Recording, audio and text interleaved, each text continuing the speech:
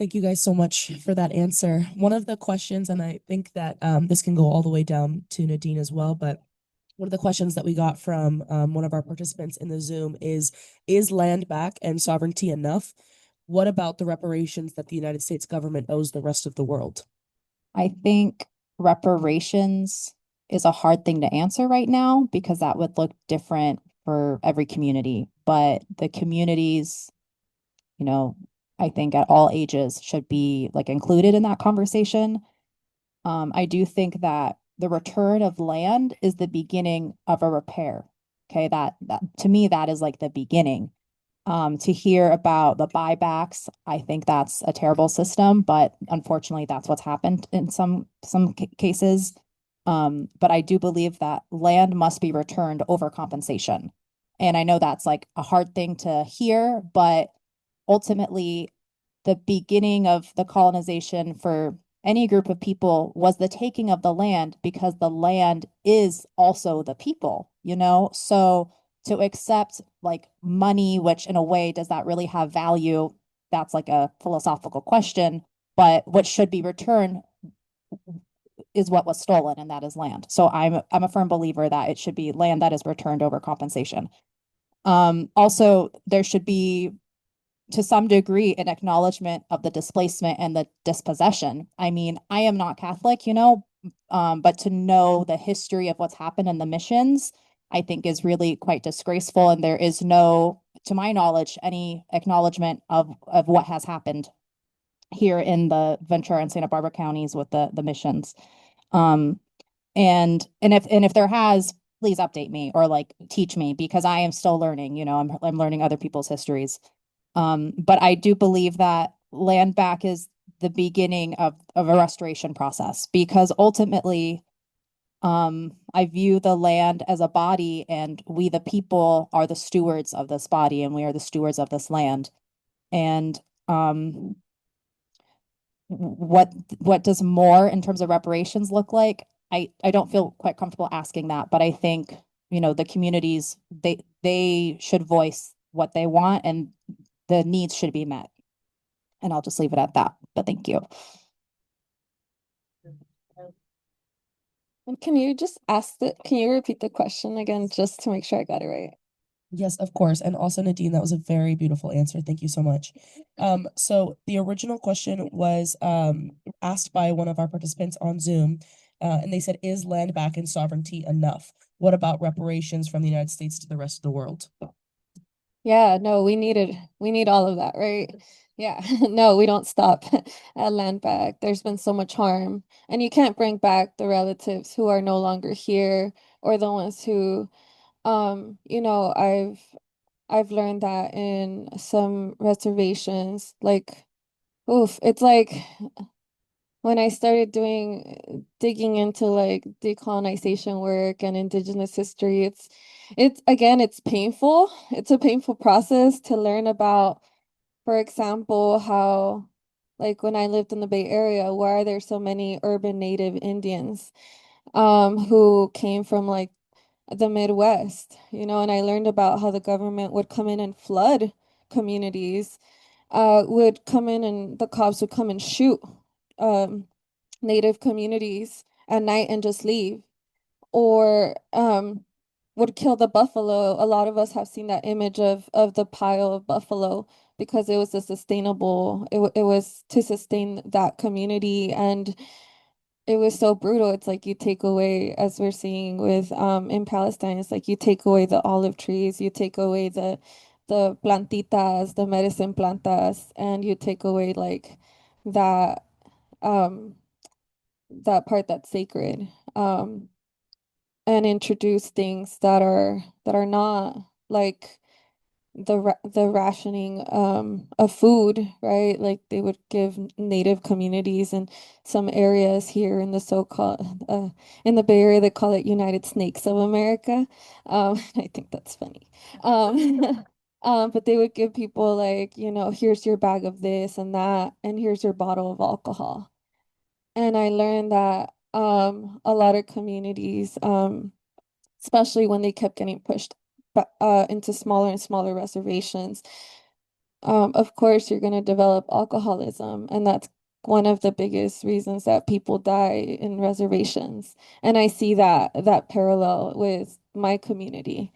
I see my family struggling with alcoholism. I see them struggling with diabetes and alcoholism and all these things that we blame ourselves for, but that like really have these colonial roots. And there's so much harm there, and it pisses me off. And so I think that no, we don't stop at land back. We need our land so that we can grow our foods again and rebuild that relationship with the land that was very specifically taken from us. I don't think that the oppressor is going to make it easy for us to get our land back, so it is going to take us doing the work. The oppressor is not going to give us the tools to free ourselves, right? We know that. So, but reparations, anywhere and everywhere that we can voice it, we should. Reparations will look different for different people. Personally, I think meeting people with the basic needs, like getting them off the ground, like off the sidewalks is like so important. Like the fact that like we see people unhoused looking so drugged up outside our work offices and we just continue on is not normal to me. I see the who is out there, what is their story?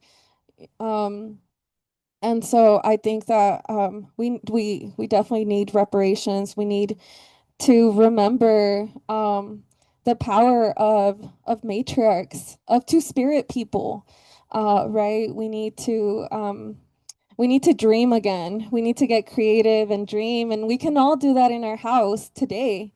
I've been really grateful to sit in spaces where that is facilitated because um, it's kind of like we grow up as kids, we play in the mud and all of that good stuff. We're connected with the land. We grab the worms and we're like, "Hi, buddy," And then we grow up and we get these jobs and we don't dream again. We don't play with the land, but we should. And I invite you to do that. I invite myself to do that.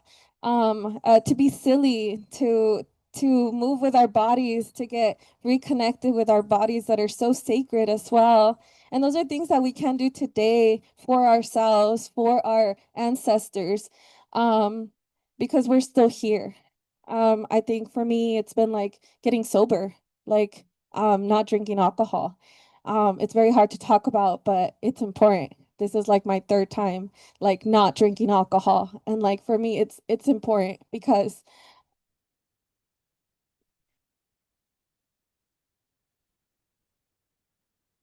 they try to take so much from us and we're still here.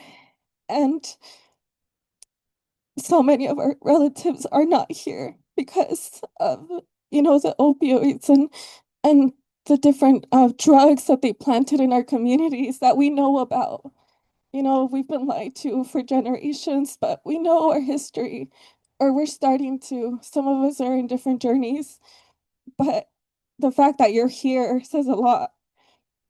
And I think it's so important when we think about like our future generations. A lot of us are not going to get to see the fruits of our labor, and that's okay. A lot of our ancestors knew that as well. They did so much for us to be here. Some of them unfortunately did go into like some people, some of our ancestors fought and they're not here anymore. And some did assimilate. But they held on to some things. Like I go back to Mexico and my abuelita Lupe, she brings church people to the house and I'm like, ugh. But she'll speak Purepecha songs, she'll sing Purepecha songs. And that was the first language my little brother learned when he went to Mexico. My parents wanted him to get to grow up in a native way. So we didn't really say like, oh, somos indígenas, but my dad would say somos indios. Tienes el nopal en la frente, don't forget your roots. And when I got the opportunity to go back, I think that was something else to really hear the drums and like the rattle of the danzantes on stage and see them in real life instead of like through a video, like that changed my life. And I think again, just going and talking to the land, like literally just sitting there giving our tears to the land, thanking the land. I think those are things we could do today. I think there can be a lot of like hopelessness, feelings of hopelessness or like of like um I don't know, just wanting to like give up, but I think that there's a lot to fight for. And again, I get inspired by the different there's a lot of wins in our communities. There's a lot of people who have gotten their land back and live in indigenous ways. I don't know if you all know about the salmon that is swimming upstream because they took the dams down, and colonizers came and, put these dams and were like, oh, this is gonna be good. And native people were like, no, it stops the salmon from swimming. And for the first time in many generations, the salmon is back. And when I know some of those people, like they're so inspiring. They've been doing walks from the Bay Area all the way up to Washington to Seattle, um, passing the river, saying hello to the bears as they pass by, and they didn't give up. They sang all the way there. They prayed all the way there, and now the salmon are free. And so I do see some of these land backs, and I think I already answered it, but no, we don't stop at land back. We don't stop till we get everything back.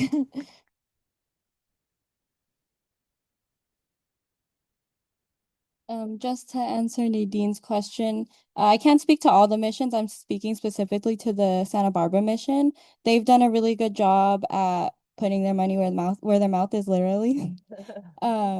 So each year for the revolt during February until the end of March, early April, they allow us to have our private ceremony. They close off the Rose Garden, which we really appreciate because I don't want to feel like an Indian in a museum when we're doing our stuff. Um, and we have our ceremony for those who we lost in the revolt. And my elder requested a statue be made to represent those who we lost, and they paid for that and let her choose the artist for that. They also are in the process of updating signage, and they do a good job of explaining publicly what the mission has done. And a friar there told me that the church didn't teach him how to be a good friar. It was the Indians that he had worked with in a pueblo during they have to do training to become a priest. Don't ask me, I don't know the whole ins and out of that. And I think like just when we talk about land back, it's hard for me to think outside of like the system that we have. So I think speaking to it in terms of like what's already here, I think I'd love to have land on the what like Gaviota through the 101 if like going towards San Ynez or the backcountry for our people to have a home and for ecological preservation and restoration. And for me, yeah, I kind of wanted to touch on Nadine's also, because like I said, I'm just gonna say everything no matter who gets upset. So Santa Barbara has done a good job. They're not perfect, but they have issued apologies. They did put in the statue of a bear because for our family and there's a like our family is not right, just us. You see sometimes some of the same couple of people, but there's a long line of people still standing in back of us who can't always show up to events like this, and mostly from out of a lot of fear because we have gotten threats of sexual violence, like it's horrendous, but we still keep showing up, right? We still keep showing up to these spaces. So for our family, our medicine comes from the bear. People have different medicines. And so they did put a huge bear statue with the Chumash woman there to represent not only the people that were killed during the revolt, but all the Chumash that are laying there at rest. And the lone woman is also buried there. And they're very honest with us, saying, they're scattered out through here because they didn't give headstones or any type of markers for Native people because we were seeing to not have a soul and be less than a dog, although I do think dogs are very important. That was their mindset. And so Ventura has been really still very hardcore. In my mind, what I think of as a prehistoric Catholic nun, that is them. They don't care. They're not apologetic. They've lost 3,000 of our ancestors, and they're not in a hurry or rush to find out what happened to them. They're just like, oh, well, we lost them and deal with it. And I cannot I can't just deal with that. I have a real issue with that. And so, yeah, that is a whole other subject. But I do think I got kind of lost in my land back and restorations. Yeah, they need to give land back. They also need to, they have the money. We shouldn't have these billionaires. And if Elon fucking Musk is using our sacred area to launch his rockets, then he should be giving a huge endowment for Chumash people, even if it's a small per capita check per month. And when I say small, I'm saying a few $1,000s, enough for people to pay rent to live here, because so many Chumash people do not live in the area. They live because they've been pushed out of their own homelands because they can't afford to. And regardless, if some of them, I don't have relationships or we don't agree on the same things, I guarantee you $1 million if we were able to get people to move back because we had a reparation system set up, they would be our friend then. They would be okay with how we speak out. They wouldn't have an issue with that. But I think it's really important that these billionaires do need to pay this. They should be setting up an endowment. The church should have an endowment so that it goes into us getting land, but also the endowment of caring for the land. Because yes, we can do it on our own, but in the beginning stages and to build up to it, we're going to need other people. We're going to need to work with other people to help us get to where we need to be. And I think this is a really, really important time to bring up. And I hate to bring it up because when I first learned about it, it was just like getting a gut punch. So one of our most sacred sites is up for sale. And it is 6 of the families can trace their lineage back to this site. A non-Chumash group, even though they call themselves a Chumash group, I don't know how they got this 80-year-old man who's sick. I don't know if I should say his name. No. But you could look up Dos Pueblos, right? Dos Pueblos is now the village of Miku. That is where one of our great-great-grandfathers came from. And so they said, we're going to buy this land. We're going to figure it out. And we'll talk to 2 people from one family. So basically, we see it as a land grab for them to come in and scoop it up and say, we're going to live here, but not all you other Chumash families. We don't want you here. Stay out of here. This is our land. What is that? It's just flipping another page in the playbook of colonialism. I want to give a little bit of backstory. So the nonprofit, they're named a Northern Chumash Tribal Council. The current chair, Violet Sagewalker, her father sued the Selenian tribe for denying that he had any California Indian ancestry. He sued them for defamation for $10 million.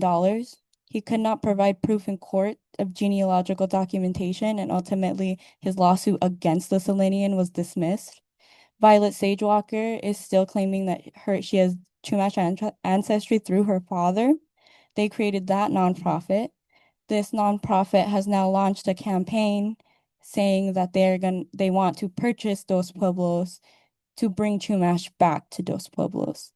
Without talking to all the Chumash families that come from there. So how is it that somebody whose father was found in court to have not provided evidence of any California Indian heritage at all, how is she able to continue this? She's launched a donation page. She's launched a reparation fund. And I think that if we're talking about land back, we need to talk about this. This is a really big problem in Indian country, whether it's ethnic fraud or pretendian. Those are like kind of the most common things that you hear them being called. There's been newspaper articles about it. If anybody's heard of Wishtoyo, the LA Times wrote a article about the leader of that, Matiwiwa. His government name is Frank Rocha. He says that he's Chumash. He got land back in Malibu. They've gotten millions of dollars in donations. He cannot provide proof of genealogical descent. Last I heard, the IRS had frozen their bank accounts and their legal stuff is going on. Leonardo DiCaprio donated over $1 million. It was real Chumash families with genealogical proof of descent who notified him that this was not Chumash. He turned around and said, I'm going to sue him back for my money, but I'm not helping any Chumash ever again. And that's happened quite a few times. So although the community with genealogical proof is telling these people, it's very common for people who are upset, rightfully so, they got misled, to then just say, well, I'm not helping any Chumash at all. So people often think we're these groups of people that come in to scam and defraud, and then they see every Chumash person as that. And that's why I said the next wave of colonialism is here. It's been here, and now they dress up like us and pretend to be us. And it's so harmful. But if you go to court and you don't have any proof and they have your genealogy done, because there are native genealogists, and they still find no Chumash, much less California Indian, like at what point is the community going to stand up and say, we're not okay with this? The Independent Santa Barbara has launched two different articles on people disputing what's going on and the families. And I don't know how this doesn't make people want to stand up and say, hey, if this land is going to be purchased, or even if it's at a discounted rate, it should be actual Chumash people. People just kind of sit back and say, like, they cheer for their community, their side. Like, yeah, we want this. And it's so hard. It's really hard for me because I know through history and time, if you go back 200 years and you see Chumash people, right, they're going to look native. They're going to look Chumash. It's just something that's happened over time. We've mixed with other indigenous bloods and other people. So our features and whatnot have changed. Some of those ancestral features have changed. But sometimes, and I try really hard because I know some people get upset. I'm like, that is a white woman. She is not Chumash. How can you not see this? Right. But they always like the people who speak a certain way, who appeal to their white side, because then they're like, I like this Chumash person. I don't like that one because that one speaks out. They're saying all this stuff. I don't know. That makes me uncomfortable. So I just want to go with this one who doesn't upset my inside. And I kind of disagree with her where she says that it's the latest form of colonization. I think it's the ultimate form of colonization because you tried to kill us, all of us, and you didn't do it. You tried to silence us and created this whole federal recognition system, and we still have an opinion and a voice. So if you can't get rid of us and you can't silence us, then you become us and you speak over us. That is very true. And I think if any of you know San Marcos Foothills, it's another area in Santa Barbara that used to be a former village site. About 4 or 5 years, we worked together with some other groups to help save that piece of land. But during the process, when we were really standing up, speaking out against it in the news and everything, saying this is a former village site, it's ancestral land, the developer slapped a gag order on us. So we couldn't say things like village site, Chumash land, ancestral territory, like all these things. We could not even say it was a fire zone because it was a known fire zone and they were going to build mansions there. Basically, they're like, we don't care if you and whoever buys here, you and your family die as long as we get paid. And we could not say anything for the duration of the campaign until the land was purchased. And besides Danger Mound Preserve, San Marcos Foothills was the most expensive land acquisition in Santa Barbara for open space at $20 million. He wasn't willing to lower the price. And he clearly says, there's a video of him. I'll have to send it to you so you have, where he says, well, they have their beliefs and I have the truth and the facts. And it's like, this is the truth and the facts. Like, I understand in your mind, you have decided what you say is true and everybody else is just an opinion, but we knew this was true. And so they make it really, really difficult. And they use those terms, right? A developer who has millions of dollars, who has the ability to slap a gag order where you can't say anything because you risk losing the land. And we're all about like the land is the most important thing. So we need to be quiet and try to raise this money during that time. How difficult that was. And we've been speaking so much about this other thing.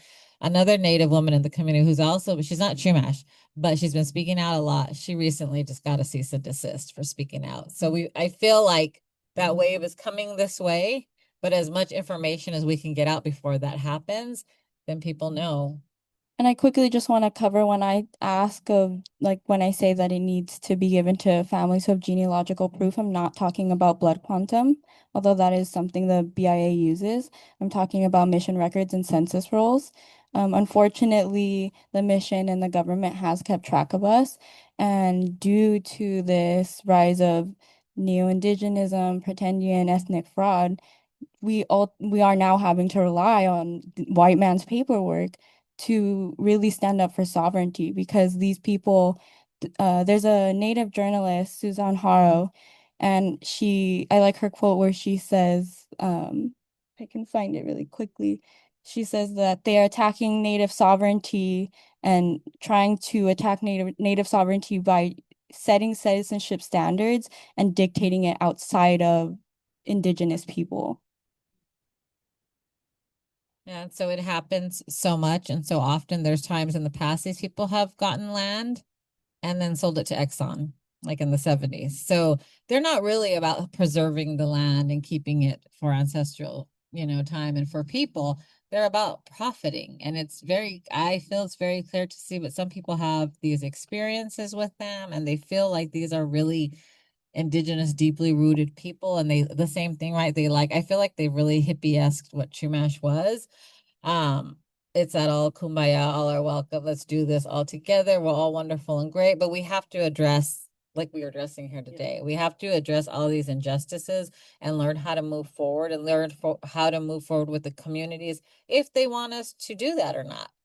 They don't have a right to speak for us. They're trying to buy our ancestral land that they have no birthright to. And so it's very distressing to see this happen. And then you have somebody like the Santa Barbara Fund who says, I'm going to open up a reparations account for you starting with $25,000. When does that ever happen for actual rural Chumash people? It's so disheartening. And I'm like, ugh. And then we always have to take a few days to strategize. How are we going to respond to this? How are we going to approach them? Because why are you giving money to the same people who are all part of the system doing the same thing? It's just so wild to me. I often tell people sometimes when they don't understand, I'm like, it's if at one point people from Israel start to say that they're Palestinian and going through these things so that they can get this sympathy, they can get people to look at them differently. We even had one person admit to us, like, I could not come to terms with what my ancestors did to you guys. I'm like, but that doesn't mean you become us or try to be us. That's regardless if it's harmful or hurtful, that's who your ancestors are. You're better off acknowledging that and moving forward, not repeating those same things instead of trying to move forward saying that you're us when clearly and even in the community we know who most people are, we know who our families are, that's how we talk to each other. If somebody says they're Jewish, we're like, oh, what's your last name, who are you related to, who do you know? And a lot of times these people don't want to give up their name, or they're like, oh my God, who did you say you related to? Oh, well, just these people over here. I'm like, but who? Because I could rattle off like 15, 20, relatives in and they don't want to give up that information because now they're giving up more personal information that you can link them to other people. And it's very easy. She knows. Sunday afternoon, Nakia from the reservation calling, we're talking about different things. Like those, I don't We have call to it the Indian hotline. Yeah, we don't and have to bad send news like travels faster than quick. email to the director of the museum or the teacher of the language to be like, oh, can you, I'm like, hey, relative, I'm like, what is going on? And she's like, I know. Da, da, da. So we have these conversations and these discussions about real harm that's going on and what can we do and what are we able to do and how should we go about this. And I'm not gonna lie, I'm very emotional. There's times I'll end up crying more than I will before getting angry, but I do get upset. And I'm like, I have every fucking right to be upset. Like, don't stand there and tell me like, oh, well, these people are being angry and sometimes they're aggressive. I'm like, no, there's a difference between angry and there's a difference between aggressive and there's a difference between violent. Don't put me in the categories that you act. Stop projecting, but I'm allowed to be angry and I'm allowed to stand up in here and say, like, no, you need to talk to everyone. And we're going to go with that. And maybe in 2 years, we'll come back and look at this and see if it needs to be changed. It's like, and it should have been done now. If you're going to acknowledge the land, then you're going to acknowledge the harm that you've done. You should apologize for that. And you should also continue to work with the groups of people in a broader sense instead of just one or two people. So now they're putting together a ad hoc committee, I guess, so to speak, for lack of a better word, to talk to more than just one or two Chumash people. But yeah, I'm still really not happy with them about the land acknowledgement because it's just kind of like, oh, it's progressive. Let's do this. Yay, look at what we did. Even though we didn't talk to all Chumash people, like it looks really, really bad on their end. It's like, why would you do that? Why would you not talk to some of the oldest families here and leave everything out because you're uncomfortable with the verbiage? It's not about you. It is not about you.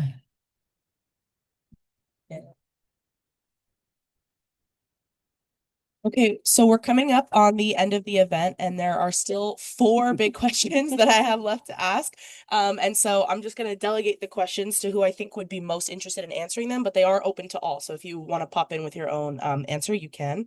So this is something that is very important to our community right now as we're experiencing a lot of ICE raids and kidnappings happening around not just Ventura County, although there has been 1,000 families in Ventura County that have been kidnapped and affected, but also, of course, all around the globe. You know what I mean? Like imperialism and the issue with immigration, they go hand in hand. They're not two different beasts. Like we're looking at the same monster, even though they might wear a different mask or a different badge.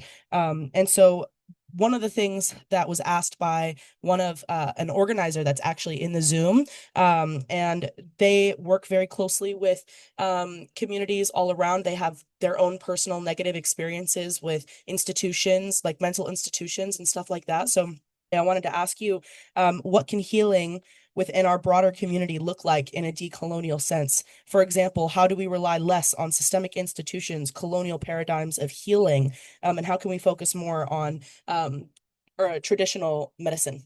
Thank you. I think growing up, here undocumented, being called a wetback and like go back to Mexico and all these things growing up, it obviously affects you. Growing up poor and not understanding, not loving my town because I was like, it's just full of violence that we don't, I thought there was something wrong with Oxnard, so I left. I went to CSUN and I studied psychology. I was like, I want to understand why why our communities struggle through all these different things. But I definitely studied it through a very colonial lens. We learn about all these like white men who somehow knew the answers. And I I had to again do a lot of decolonial work, going to North Dakota, you see teepees and you start wondering, what the fire represents. You and through again a lot of patience. I had to learn a lot of patience and doing my own work and not expecting Native people from different communities here to teach me everything. Um, it was going through my own mental health struggles, um, and taking a more decolonial lens, going back to Mexico and like learning that like a lot of because of how deep Catholicism has like it's like so rooted in recent colonial right now in Mexico. It's very tough, you see the church is filled with gold, but there's indigenous señoras who can't afford the rent or things like that or food. And the medicinal ways, one of the medicinal ways in Purepecha land is the temazcales, um, and working with plantitas and working with I was born near the volcan Paricutin, and so like really connecting to that fire energy, that fire medicine, also like the rain, um, and just the different elements. I realized that like I can heal, like I don't need an expensive like gym membership to heal, to de-stress. Like I have my body, I have as someone who holds like, we all made up of so much water in our bodies, and like to be able to just sit there with a glass of water and pray with the water and pray with the water in my belly, and to really connect. I think that's been really helpful for me to respectfully learn about how different communities heal and learn. And I've been really grateful to be in like women's native circles, for example, where we do womb healing. And I felt the most safe with Native women leading ceremony. Um, I've had that opportunity to really express myself, and I think I had to do a lot of decolonial work to cry, to learn to cry even in front of people and not feel shame. because we're taught like, you're going through it, like go over there or what's wrong with them. No, like to feel my emotions, to talk to my little brother about his emotions as a young Native boy, that we all come from a native or a tribe. If we go back a couple generations back from wherever we're from, and that there's medicines there specifically, and we might not have access to them all the time. But there are other things we can do to tap into different medicines, including just our own bodies. But praying with the water has been a good way for me to pray with the elements, to respectfully learn about other people's native medicinal traditions and give them space and resources to do that as well.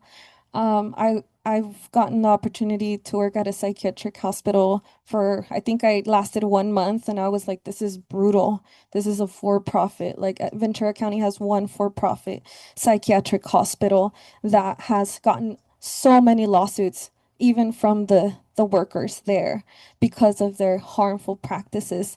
And you see untrained kids work there and pin down kids who are going through suicidal tendencies, from things because they don't have a space to, like, the proper spaces to heal. Like if they had like a community to hold them. Instead, again, we're pushed to ignore our feelings, our emotions. Um, and Yeah, I worked at the Native American Health Center in Oakland, through a trauma grant. And I learned, that clinic, those clinics were created because the American Indian movement actually, in the 70s, a bunch of Native badasses, along when the Black Panther movement was happening as well, and like the Chicano movement and different movements were rising. Again, it goes back into we need to rise together to free ourselves and each other and support each other.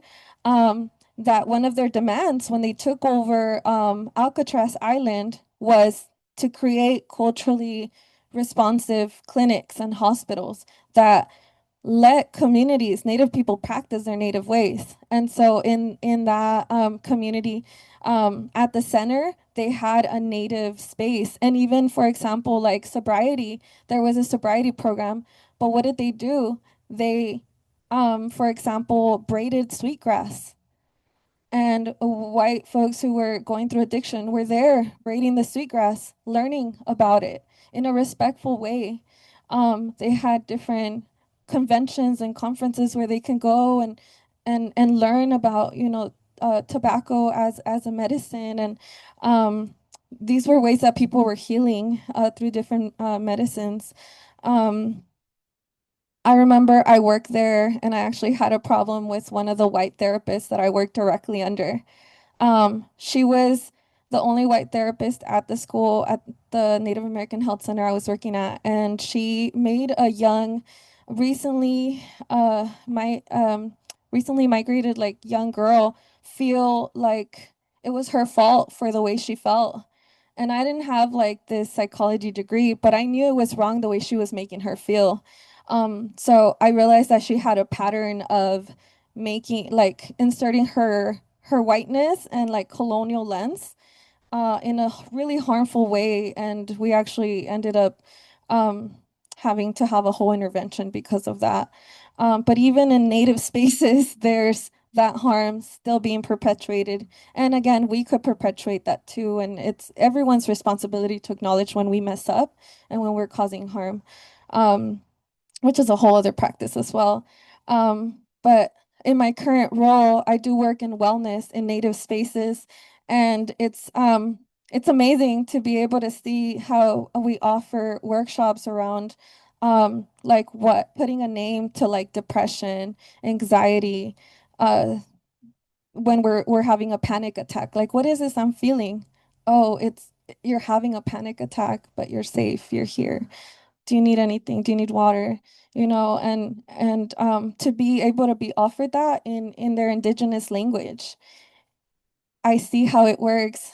And it's funny because in my position, it's we've had to do research to get funding for this program for 10 years. Like we know culturally responsive programs work, but the government said, prove it.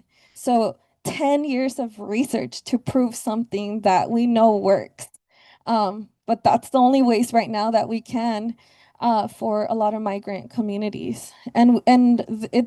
We need more resources. We have an increase right now of domestic violence cases, really, really violent situations. We have a lot of our Native men who didn't learn how to express themselves. And right now what we're seeing and what we continue to see even during the COVID times is like Native couples fighting and they go into the system. And that doesn't mean they get to take a anger management class like our white counterparts. No, they get deported, they get separated. They don't get opportunities to heal and to learn. So they're still in modern day today, as we know, like a lot of the people who are being kidnapped, who we're seeing online, they're people who messed up maybe once. Or we're seeing a lot of survivors too. They're afraid to speak up right now because they're afraid they're going to be, especially when ICE is at the court, and that's where one of the family justice centers is at.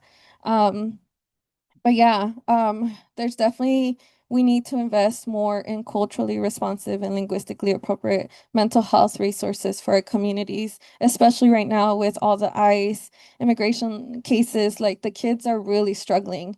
The kids are coming to us and saying like, I don't want to be here anymore. Like I don't want to be here physically. I want to go back home.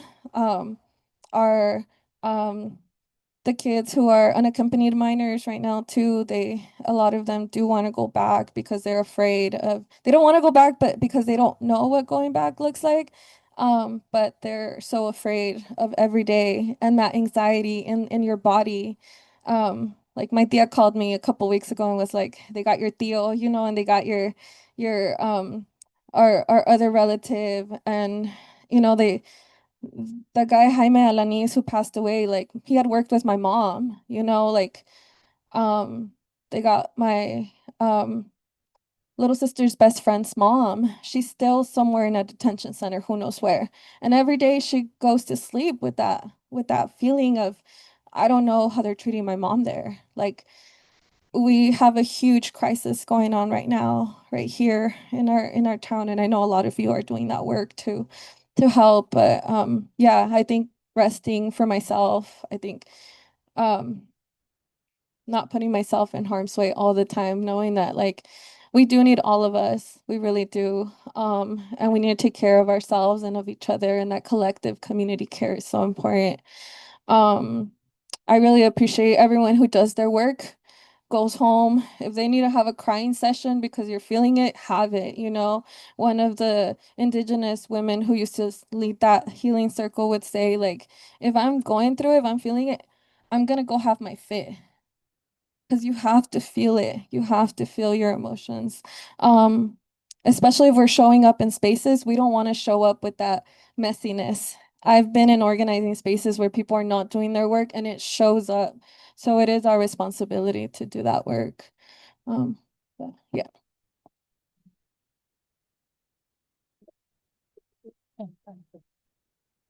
Thank you so much for those answers. I do want to let you guys know that this event is being organized and hosted by Community Health Care Network in Ventura County, which is meant to do exactly everything that she was just talking about, which is being able to offer like culturally responsive care for families that have been impacted by ICE. So if you guys know anybody that is looking for care, we have quite a few people already, healers already, that are lined up and prepared, and they're just waiting for families to come to them. So feel free to reach out to Stella at 805undocufund.org. That's her email.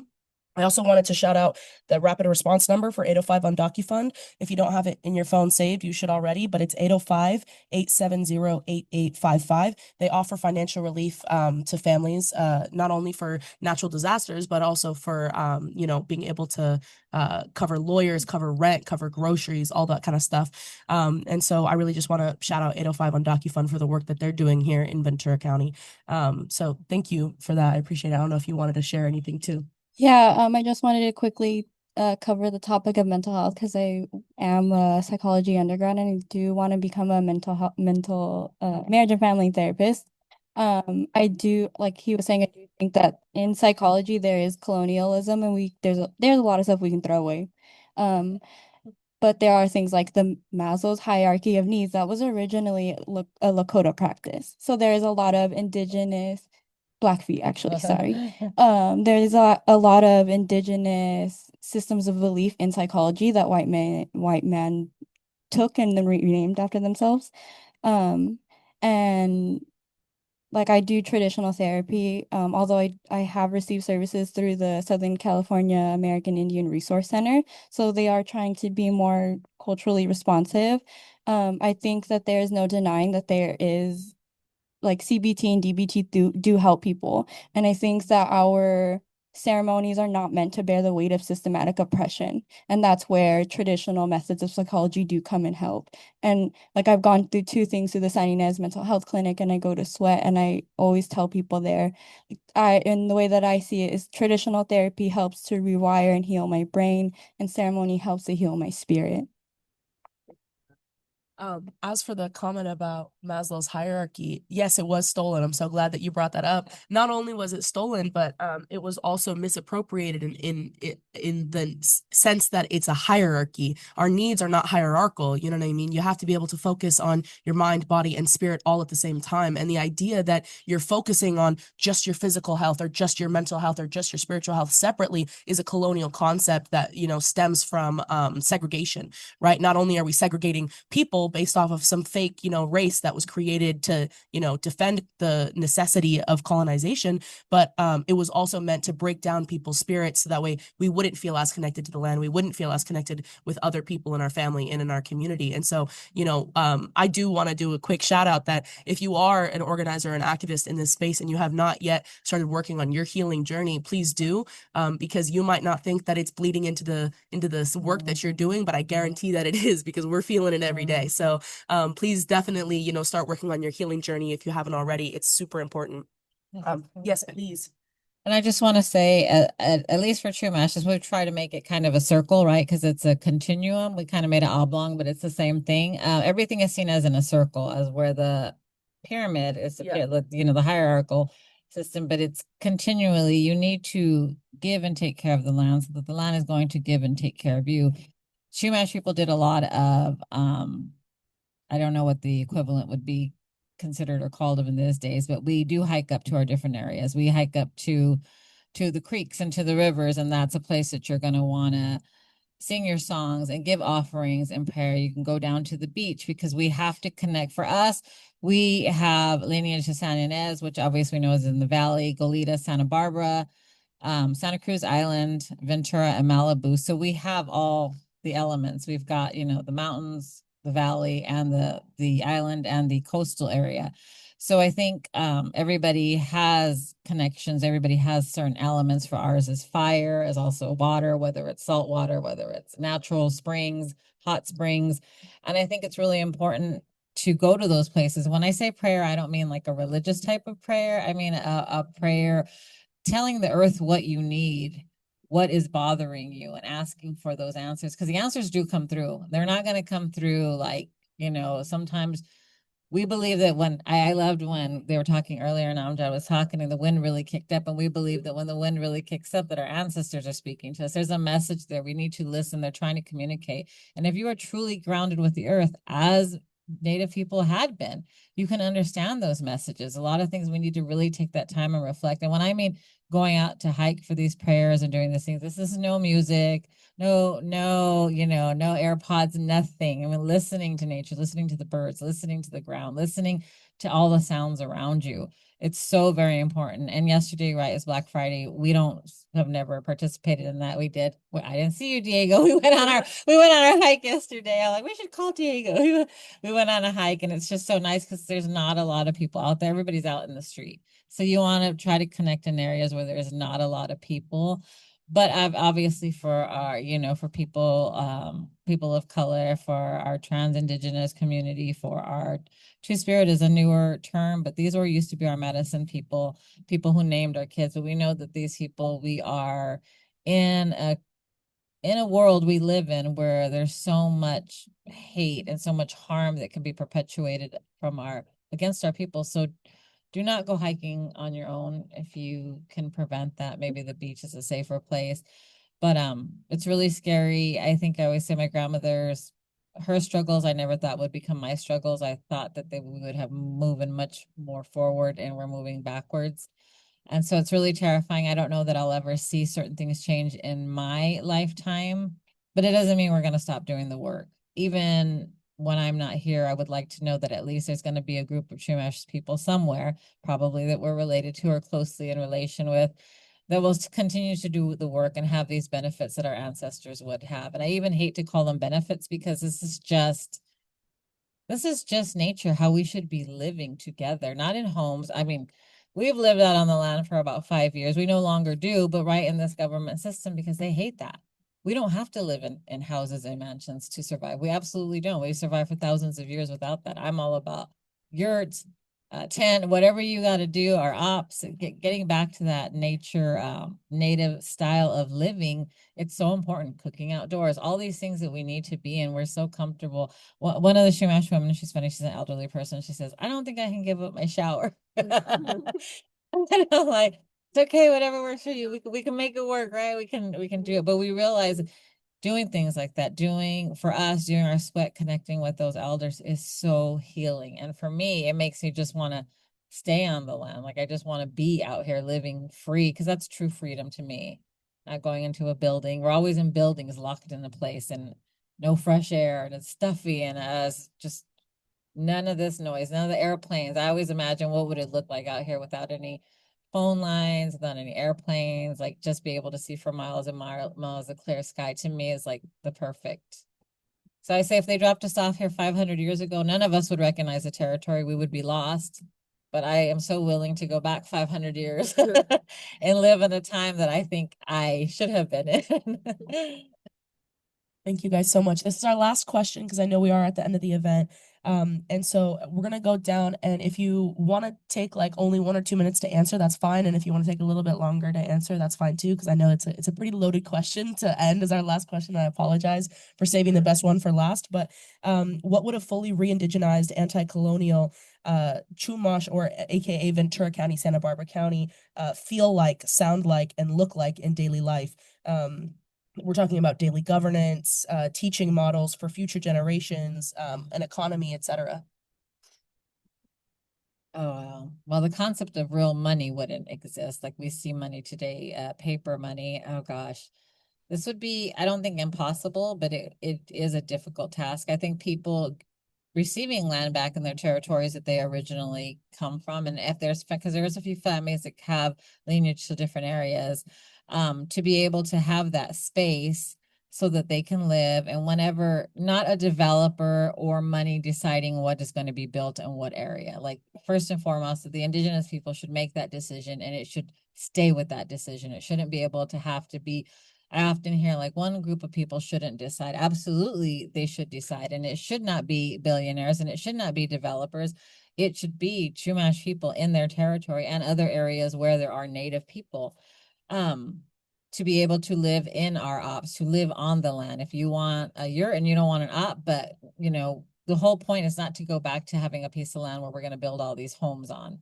And I think it's possible. I think it's doable. We know the weather is not what it used to be in ancestral times, and just taking from that, having land to have our own food. We were not agricultural people, but we would have to plant some of our native plants because those foods, a lot of them don't grow here and some of them are going extinct. To be able to go out fishing and not be asked for a fishing license or what are you doing here? This is private property. This would be such a detailed answer. But I think in the beginning stages is definitely giving the land back, having a group of Chumash people that make those decisions about what pieces of land are saved for open space and what are actually built on or destroyed, because there's so many of these things we just don't need. And we were not about consumerism back then. And I think there's so much waste that happens now, so many things that we don't need. So it's gonna, I hate to use the word battle, but it is going to come down to a real battle between, as it is, those in power and with money against indigenous people. There's always been groups, there's been different waves of people speaking up. It's never ended. it's always continued. And they just need to figure out at some point in time, not all of us can be bought. So they're gonna have to turn over some of the resources so that we can live on our own land in pieces. But we don't want to deal with them. And if they don't want to deal with us, then start to give us our stuff back. I'm just gonna keep it very simple. Yeah, like I said, it's kind of hard to imagine what it could be without without the system that we have. I think the first thing that my mind goes to, like within the system that we are currently in, would be, I think, just taxing businesses, universities, everything, like a minimum percentage, and that all gets funneled back into tribes. Rent control for everybody. No more building until we fill all of these empty apartment units that are luxury and sit empty and get tax write-offs every single year. I think that the housing issue is like grossly misrepresented. We have more than enough buildings now that just sit empty that could house the people that we do have. Um, and just really centering ecological restoration and preservation.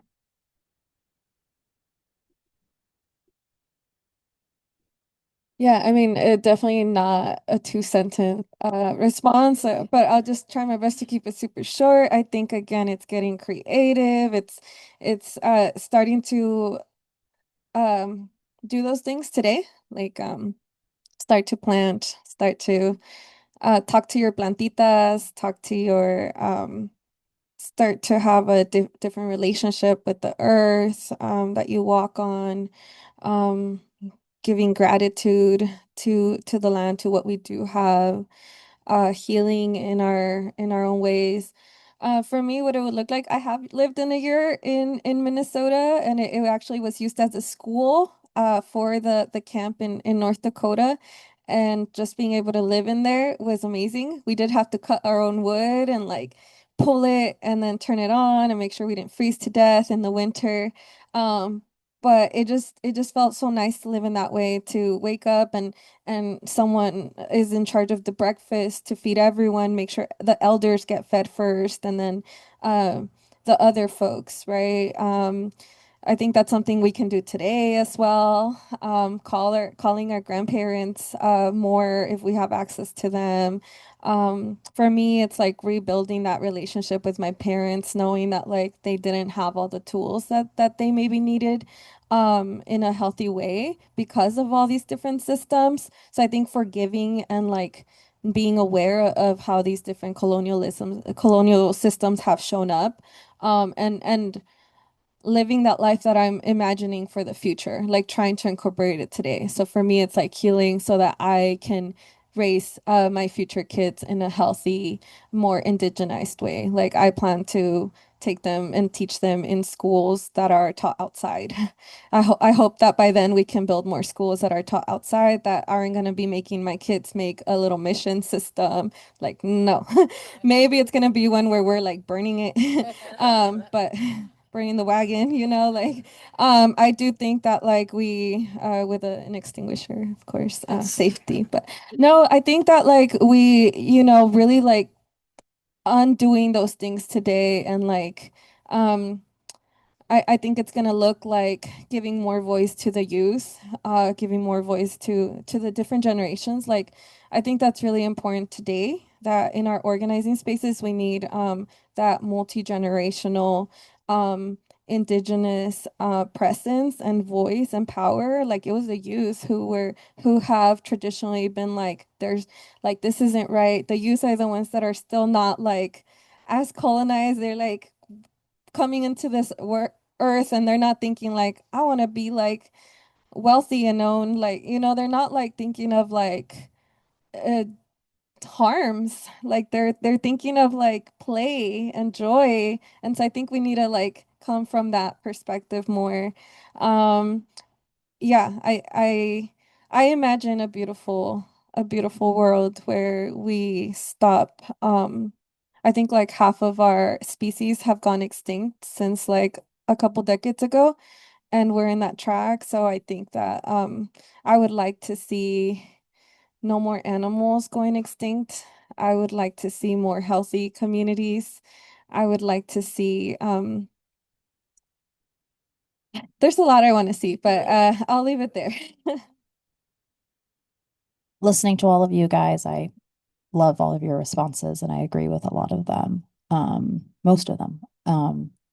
I feel like it's quite difficult to imagine this world right now. But it is something that I'll try to imagine. I think adding on to what's been said, because I agree with a lot of what you guys have said, is I would make at every stage of education, like decolonial education, and especially young, like maybe starting in third grade roughly, because I feel like children, they know joy so much sooner and easier than adults do, and their minds are much more open than ours. So I feel like if you can teach like decolonial history at a young age, it can, I assume, create like a much better future generation like onwards.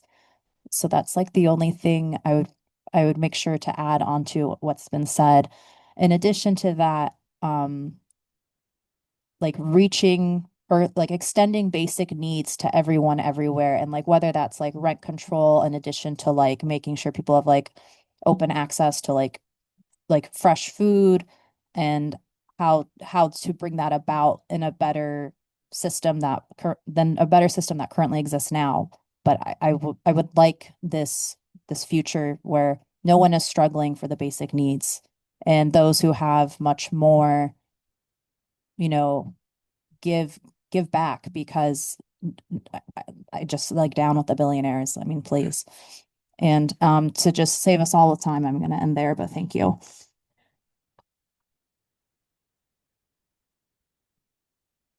All right, guys, so that does wrap up our event. I know it was really long, but I hope that you took a lot of value out of the knowledge that was shared here today, because we are supposed to carry this knowledge with us as we move forward, not only in our activism space and our organizing space, but also in our homes. You know what I mean? Like, if you guys had family members that celebrated Thanksgiving this week, like, feel free to call them out. This is the time that we're supposed to be doing that kind of stuff. So thank you guys so much for being here.